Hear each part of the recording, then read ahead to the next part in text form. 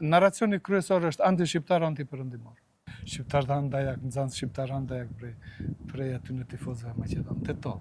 Ka gjuhë urrëties kundër shqiptarëve. Unë më tepër jam i shqetësuar me paaftësinë e politikës shqiptare që të sfidoj këtë politikë pro-serbe, edhe pro-ruse. Ju në mediat maqedone ripublikohet vetëm deklaratat e Lavrovit, e Putinit, e nuk e di e Medvedevit, këta tjerë nuk dëgjohen. Është një moment shumë kritik nga do lëviz Maqedonia. E keqja është se...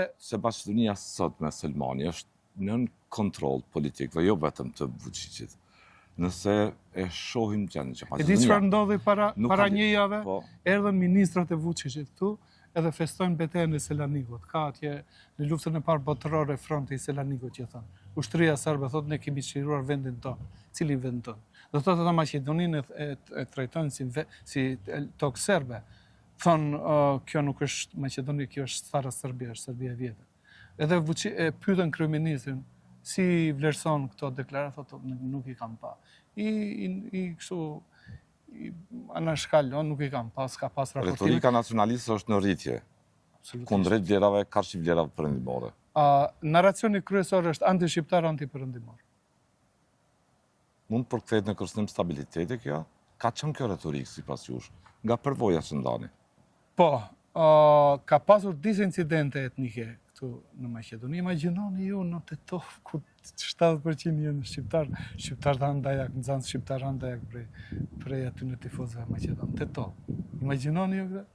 Edhe s'ka reagim. Shteti nuk reagon, institucion zbatuese të ligjit nuk reagojnë. Policia thotë kemi zbarë në rastin, kemi bërë pa di ku janë. Është rezultati i kësaj retorike që po trimron, trendin e nacionalizmit.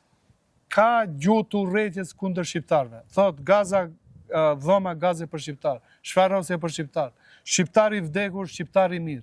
Ishin atje në stadiumin e Sakt, dhe kjo prodhoi dhunë. Ja dhunën e ke në gjua politike e tillë prodhon dhunë. Sigurisht. Këtë bilanc ka. Kryeministri thotë, po ishin pak, thotë. Dhe reagoj me vonesë. Dhe reagoj me dhe nuk i dënoi bile. Ishin pak, tha.